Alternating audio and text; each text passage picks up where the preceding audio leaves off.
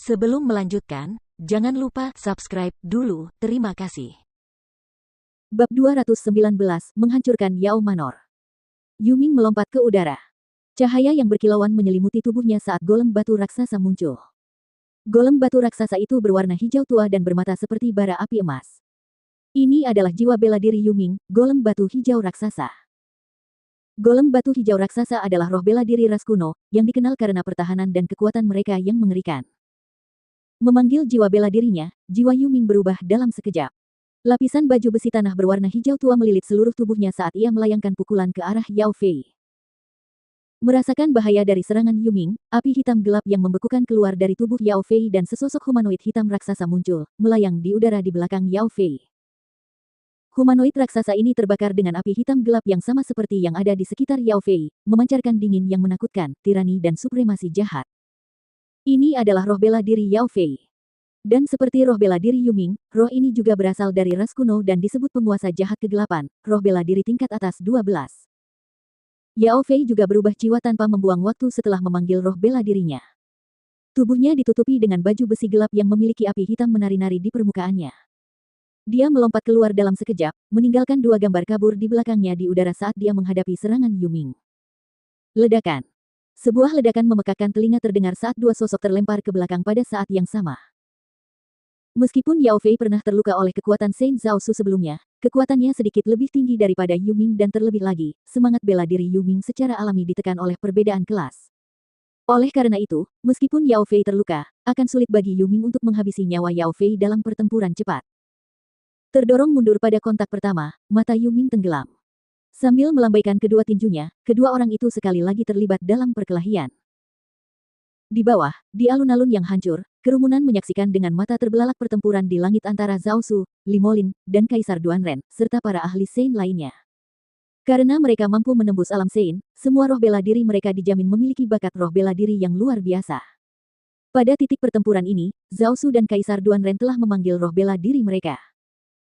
Sekitar selusin ahli alam suci memperlihatkan bakat bela diri mereka yang luar biasa di hadapan mata khalayak.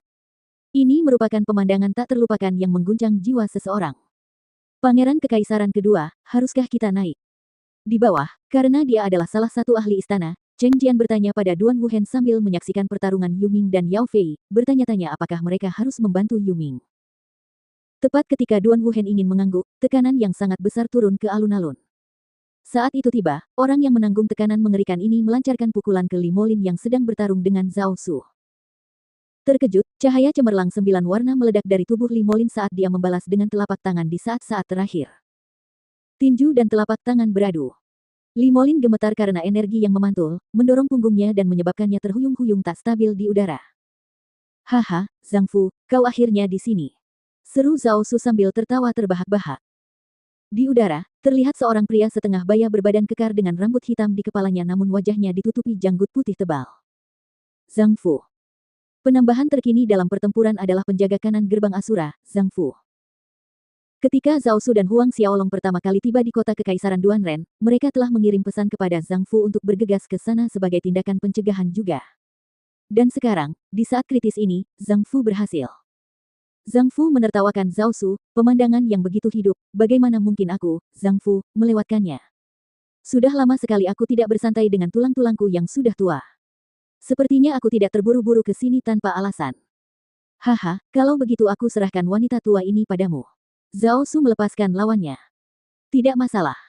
Zhang Fu terbang, memanggil roh bela dirinya Yi seekor singa hitam dan putih seukuran bukit kecil muncul.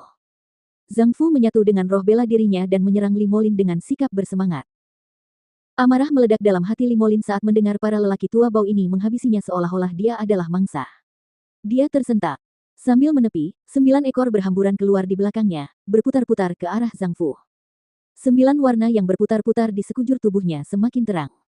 Adapun Zhao Su, dia kembali ke sisi Huang Xiaolong. Namun Huang Xiaolong punya pikiran lain, bunuh saja Yao Fei. Baik, Tuan Muda. Zhao Su melompat keluar lagi, menyela pertarungan Yuming dan Yao Fei. Kekuatan penghancur itu seakan lenyap seperti setetes air di lautan saat mendekati Zhao Su.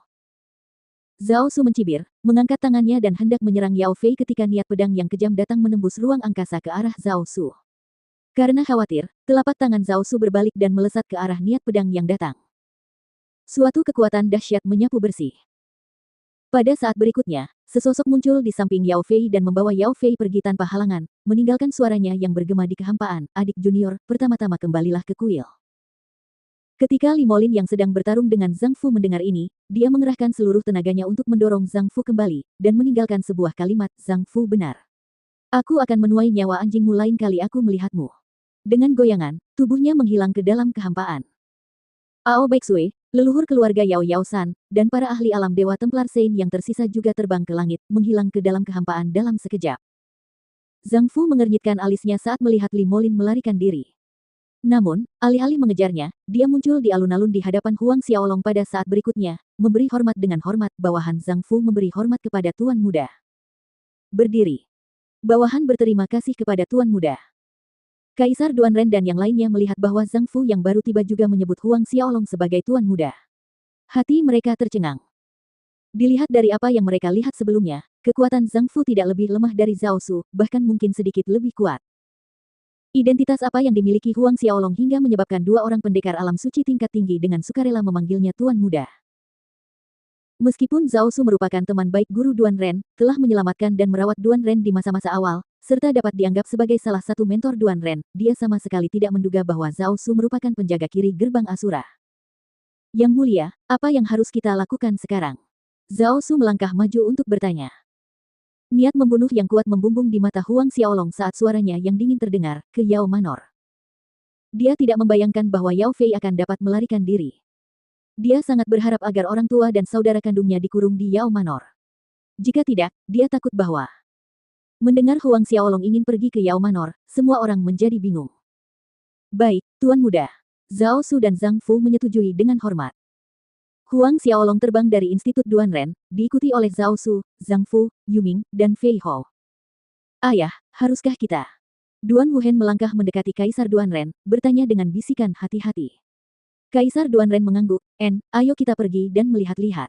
Mereka mengikuti di belakang kelompok Huang Xiaolong, sampai mereka mencapai Yao Manor. Itu adalah pawai besar. Pada saat ini, di sebuah ruang rahasia di suatu tempat di dalam Yao Manor.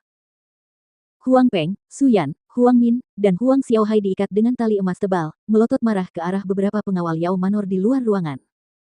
Salah satu mata pencuri penjaga Yao Manor sedang melirik Su Yan dan Huang Min.